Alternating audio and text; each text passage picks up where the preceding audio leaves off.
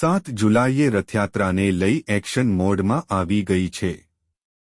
રથયાત્રાના route પર આવતા દબાણો દૂર કરવાની કામગીરી પૂરજોશમાં ચાલી રહી છે। જે અનુસંધાને આજે રેલવે સ્ટેશનથી લઈને રથયાત્રાના રૂટ પરના દબાણો દૂર કરાયા હતા। રથયાત્રાને લઈ દબાણ શાખા દ્વારા શહેરમાં આજે વિવિધ જગ્યાએ દબાણો દૂર કરવાની કામગીરી કરાઈ। આગામી 2 દિવસ દબાણો દૂર કરવાની કામગીરી રહેશે ચાલુ રહેશે। દુકાનધારકો દ્વારા સ્વૈચ્છિક રીતેથી પોતાની દુકાનોની સામેનો માલ જાતે હટાવી રહ્યા છે।